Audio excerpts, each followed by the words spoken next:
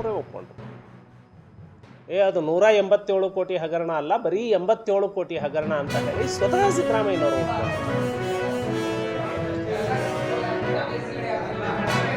ಖಂಡಿತವಾಗಿ ದಾಖಲೆಗಳನ್ನು ಸಂಗ್ರಹ ಮಾಡ್ತಾ ಇದ್ದಾವೆ. ಈಗಾಗಲೇ 30% ಸಿಕ್ಕಿದೆ. ನಾವು ದಾಖಲೆಗಳನ್ನು ಮೊನ್ನೆ ನಮ್ಮ ಆರ್ ಬಿ ತಿಮ್ಮಾಪುರ್ ಅವರ ಮಗನದು ದಾಖಲೆಯನ್ನು ನಾನು ಬಿಡುಗಡೆ ಮಾಡಿದೆ, ಬಾಗಲಕೋಟೆಯಲ್ಲೇ ಹೋಗಿ. ದಾಖಲೆಯನ್ನು ಪ್ರಭಾವಿ ಸಚಿವರ ಮೇಲೆ ಬಿಡುಗಡೆ ಮಾಡುವಾಗ ನಮ್ಮಲ್ಲಿ ಒಂದು ಅಂಶವೂ ಕೂಡ ಕಡಿಮೆ ಇರಬಾರ್ದು. ಈಗ ಒಂದು 70% ಆಗಿದೆ. ಸೊ ಅದಕ್ಕೆ ಸಂದರ್ಭ ಬರುತ್ತೆ. ಸಂದರ್ಭ ಬಂದಾಗ ನನ್ನ ಹತ್ರ ಇನ್ನು ಮಾಡ್ತೀವಿ. ಸಮಯೋಚಿತವಾಗಿ ಯಾವ ಸಂದರ್ಭದಲ್ಲಿ ಬಿಡುಗಡೆ ಮಾಡಬೇಕು ನಾನು ಮಾಡ್ತಾನೆ. ಆ ದಾಖಲೆಗಳು ಇನ್ನು ಸ್ವಲ್ಪ ಸಂಗ್ರಹ ಆಗೋದು ಬಾಕಿ ಇದೆ. 70% ಆಗಿದ್ದಾವೆ.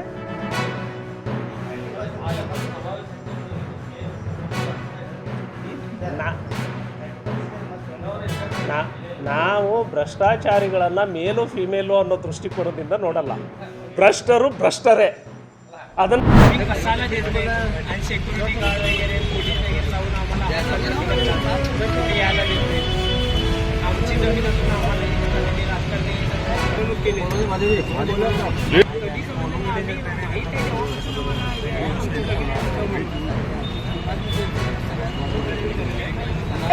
ಬೇಕೇ ಬೇಕು, ಧಿಕ್ಕಾರ ಧಿಕ್ಕಾರ ಧಿಕ್ಕಾರ ಧಿಕ್ಕಾರ, ಬೇಕೇ ಬೇಕು, ಬೇಕೇ ಬೇಕು, ಧಿಕ್ಕಾರ ಧಿಕ್ಕಾರ